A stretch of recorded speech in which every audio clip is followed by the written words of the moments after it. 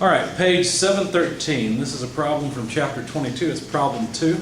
Specify the required torque rating for a clutch to be attached to a diesel engine shaft running at 2,500 RPM. The engine is rated at 75 horsepower. All right, so what do we know? This is a diesel engine.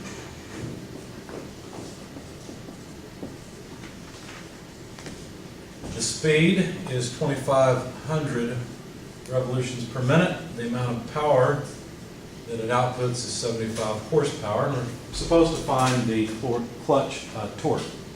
Now go to equation 22-1. It's the first equation in chapter 22.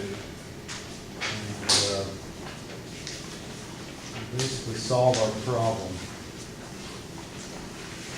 695. 695, thank you. There we are. So that's the equation that I pointed out a little bit earlier. The torque is CPK over N. What is all this? Well, C is a conversion factor. And usually we'll use 63,025 or round it off to 63,000. In this case, we've got RPM, horsepower, and normally for a clutch, you want the torque to come out in foot-pounds instead of inch-pounds. Because usually if you put out, if you write down torque in an engine of this size, you'll end up with a whole lot of inch-pounds of torque. Okay, so most people are familiar with foot-pounds of torque from an engine. So that's what we'll go for. So I'm going to choose a different conversion factor than what we normally do.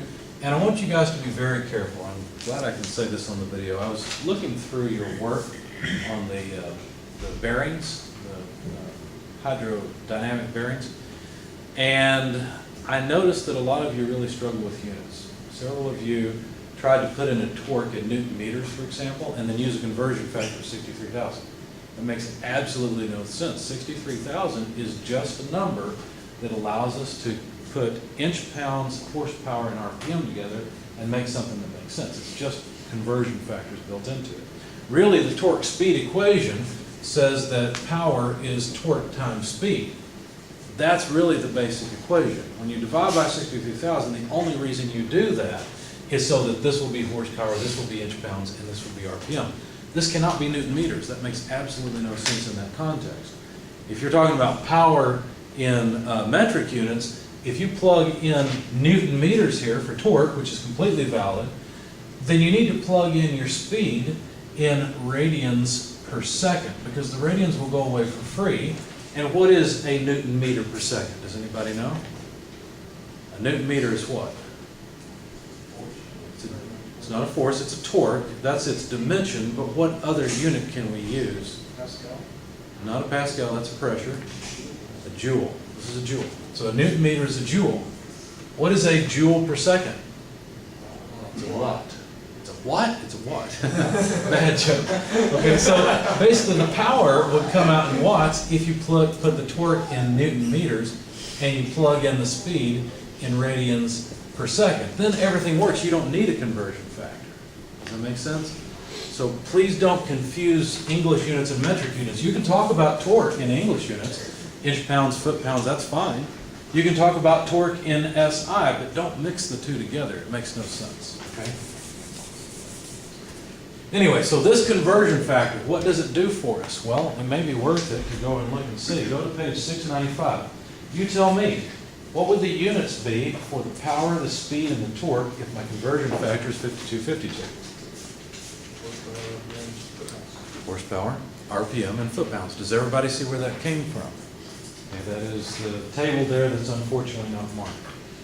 Okay, so basically what this does is it allows me to put in 75 horsepower divided by, notice I haven't plugged in K yet, we'll take care of that in just a minute, divided by the speed in RPM, and I'll be guaranteed that my torque will come out in foot-pounds.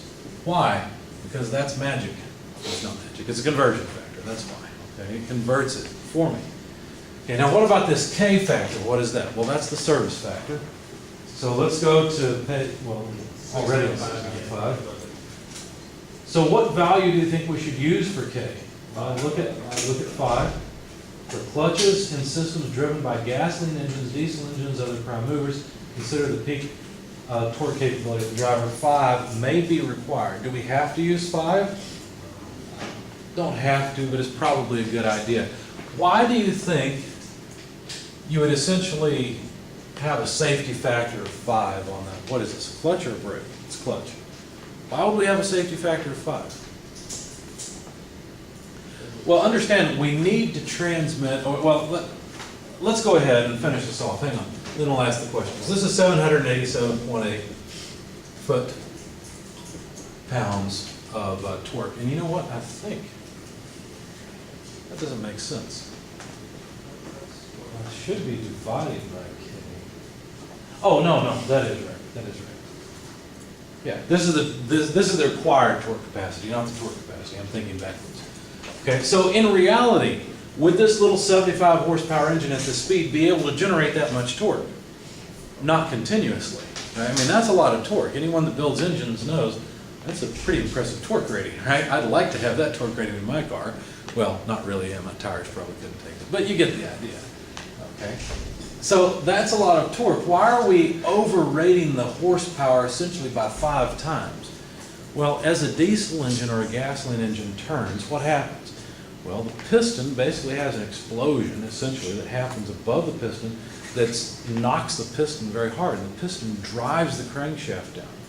Now, some of that impulse gets absorbed by the flywheel, right? There's a little bit of mass in the flywheel. There's mass in the crankshaft. Of course, also there's other pistons going up, typically in multi-cylinder engines, that are compressing gases, but still, there's quite a bit of jerk. There's quite a bit of sudden impulsive torque. Does that make sense?